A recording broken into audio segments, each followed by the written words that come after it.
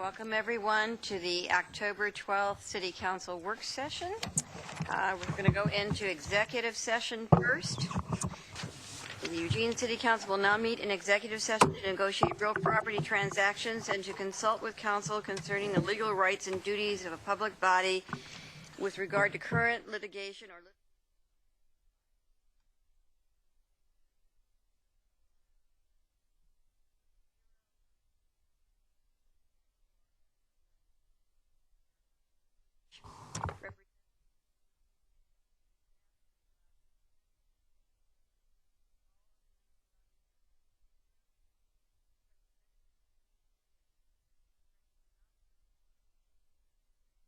during the executive session, except to state the general subject of the session as previously announced. No decision may be made in executive session. At the end of executive session, we will return to open session and welcome the audience back into the room. So let me know when we're ready to go. Okay, then.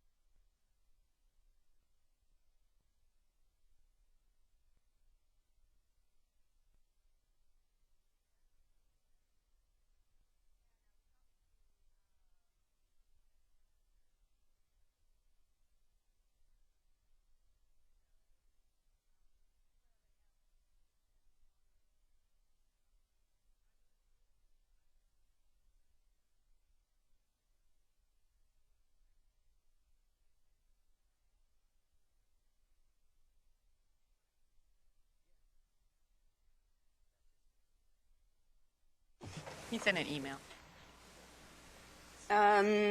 Okay. So go ahead and vote on the rest of it. I think the people who are going to answer the question. All those Randy's on her way in favor here, of right? The rest of the consent calendar, please indicate. 1, 2, 3, 4, 5, 6, 7. There we go. Perfect. And none in opposition? Okay. So here we are. Did you want me to ask my question? Yeah. He's like, what? When and if they get it? Come on down. You're up, Sue. Okay, I'll probably, Well, Just what's here for right now. The way you can do it. Right. okay, Okay, so Alan asked us to, item to be pulled, and he's going to tell us why. okay. Oh, I didn't pull it because I object to it. In fact, I support it, but I think this is one of those things that probably is not appropriate thing for being on a consent calendar because it's a very important thing and it's also a lot of money, $18 million plus a refinancing, which has a really good result. So what I would like to do is have staff, they could explain what this measure does and what the money's going for, and also the refinancing piece and the benefits associated with that. Okay, it'd probably be best to have eWeb come up and talk about the project, so, let's see.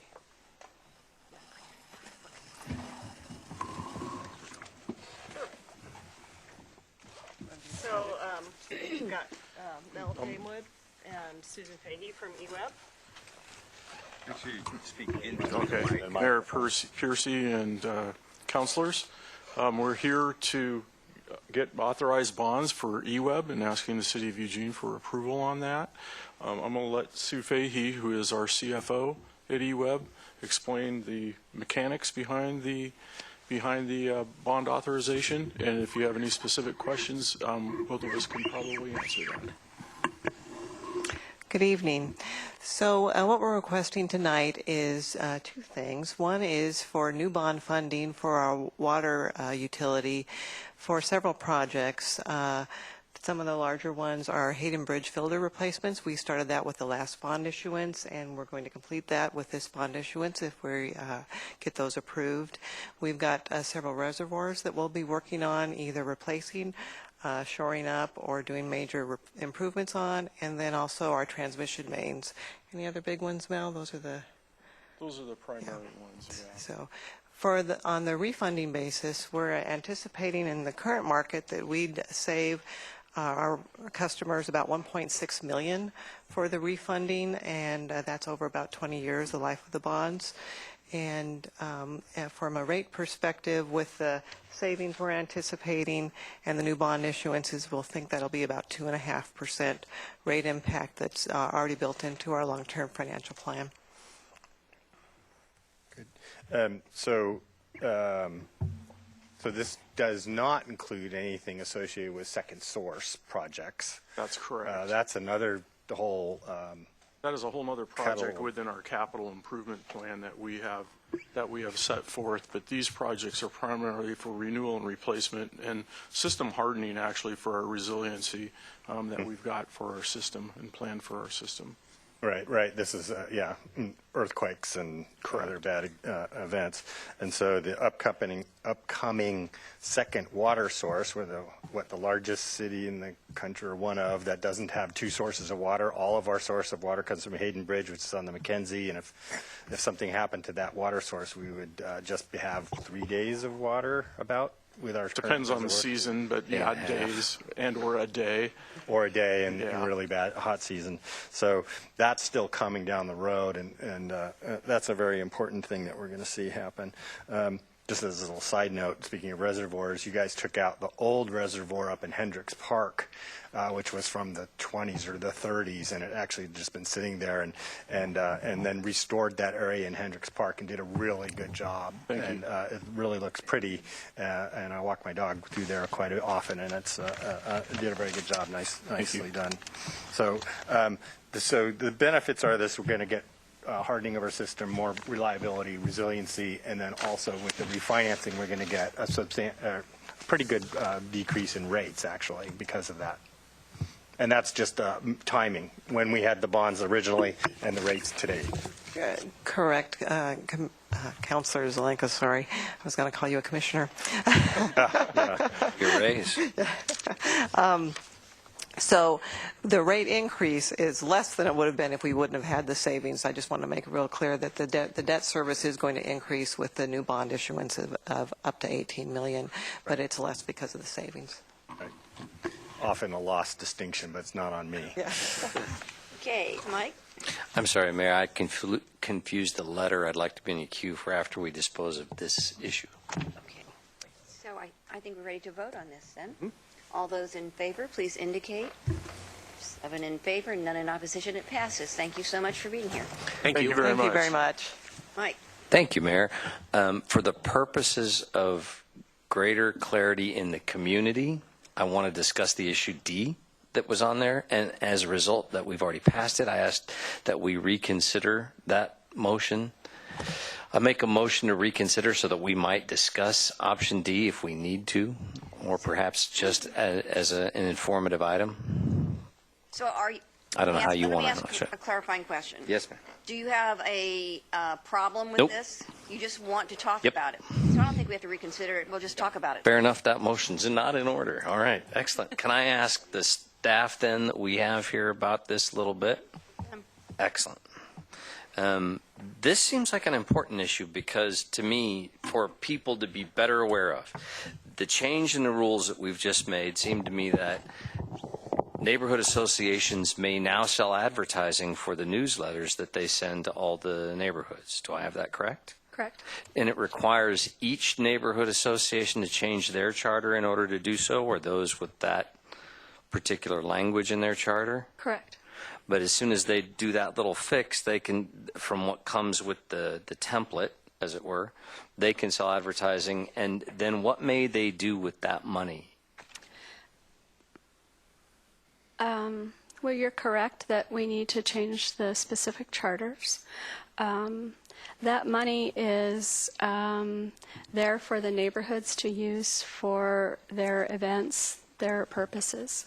Because neighborhood organizations are entities unto themselves that are just merely recognized by the city. They're not technically city organizations, Yes. right? Correct. So we don't have any kind of rules about what percentage of it is advertising or not, or will we be doing that administratively? We'll be working with the city attorney to look at some of the guidelines on having advertising in neighborhood newsletters so that neighborhoods have a little bit more information to base their decisions on. And can that advertising be advocacy in nature? I'm going to defer to Glenn, please. Is the question related to an election? Is that what you mean by advocacy? I actually was asking more generally than that, but that certainly would qualify. So if it was related to an election, so it's an election measure or candidates, then I think, and this is preliminary because I need to actually see exactly how we are still funding or providing partial funding. If we're providing partial funding for those newsletters, then I would say, yes, it can be used for advocacy, but only if the same rates and the same opportunities were provided to all candidates for a particular office or provided to both proponents and opponents. It would still have to be, in that sense, a neutral forum. Right. So if the neighborhood organization is willing to sell, $10 an inch to one side of an issue, it has to be willing to sell $10 an inch to the other side of the issue. Excellent. Also, the language is subtly different in the change we just made, where it talks about money as opposed to specific help. In other words, it used to say the city will print and mail and do stuff like that, and now it says we'll provide funding. So are the same uses constrained on that money, or may the neighborhood association use that money if they don't want to send out any newsletters, for example? The outreach funding really goes to support neighborhood outreach of several different kinds. One of those is their newsletters and printed publications. Excuse me for interrupting, but my point is that's for them to decide. The city doesn't get to decide how they use that money. Is that correct? There are some parameters on how that money can be used. If the city funds, there are parameters and guidelines on how those funds can be used. And those are found where? In the guidelines for use of outreach funds. Okay, excellent. Last question. Will we be also, as a city, continuing to send from the city electronic versions of whatever they compile with advertising or otherwise? The PDFs of neighborhood newsletters, where a neighborhood has a website, neighborhoods post them there. We don't post their neighborhood association newsletters on the city website. But our neighborhood services department does assist with the emailing process. Is that correct? We provide access to iContact, and that's one of the uses of the outreach funds. So neighborhood associations can sign up for an email listserv tool called iContact. They manage their own lists. People can sign up. It's similar to the Stay Connected button that you use to access city newsletters, where you can sign yourself up and sign yourself off. Excellent. Thank you very much. I know I bring all this up just because I've, through the years, had a lot of questions about what can we do, what can't we do, and having the rules out for everybody's use here as they change is important, I think, so everybody's on the same page. So, thank you. I'll call on Alan in a minute, but I just want to clarify here, because I think what I heard Mike say was neighborhood associations are independent of the city. Correct. So what is the legal relationship between the neighborhood associations and the city?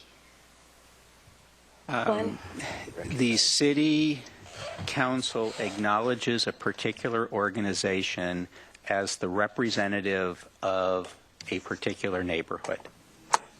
That's the legal relationship. Neighborhood organizations are not a component of the city, which means if a neighborhood organization, for example, gets sued, the city will not be defending that organization.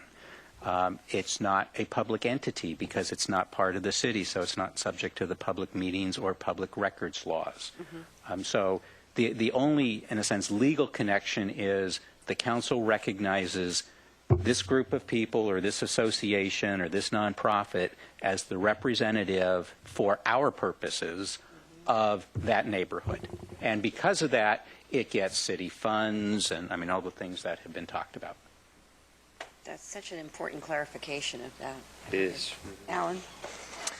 Yeah, and the reason this came up is because the cuts we did as part of the failure of the service fee, the cuts we made to the newsletters was whacked at the ability of neighborhoods to get that. The Fairmont Neighborhood Association, are they the only ones that did advertising so far? Yes, they are. Yeah, so And that was, if I could just clarify, that publication was wholly funded through advertising, so there were no city funds used in that. Yeah. So the Fairmont Neighborhood Association, which is in my ward and actually the one I live in, they worked with local businesses and restricted it to local businesses, meaning in the neighborhood or adjacent to the neighborhood, and they were more than happy actually to do this because of two things. One, it was a very, very targeted advertising, and it was very well read. When we've done the surveys, the people actually read the newsletter, and so they were more than happy. And FNA's, the Fairmont Neighborhood Association's discretion as to what they did with the money and who they did it with. But I thought they did it extremely well. They used it to pay for the newsletter, and to, because I think ours got cut a third, so to keep the amount that we were doing before, we had to supplement it with that. And then we asked at the end of the meeting whether or not people thought this was a good idea to keep going with this, and I think it was unanimous that everybody in the room at the time, which was about 20 or 30 people, said, yeah, this is great. And the advertisements were very tasteful and really well done, and it was extremely well done, actually. I was really impressed with it. And that one experience led me to think that this is a pretty good idea, and if done well, can be an enhancement to a neighborhood. Everybody, we're done? Yep. All right. Thank you very much, Rini. Thank you. It is, Thank you very much. it's 7. Can do that later. No? Gaveling there. Are we? We have a minute. Is there something you want to share? Not in a minute. What we can do is we can put it on the next available time and try to get, we can, for the committee reports and all, what we'll try to do is plug it in. I don't know what we have on Wednesday. Maybe we can do it Wednesday. Maybe we can do it next Monday. We can find a time to put it in. That would be good. Thank you. All right.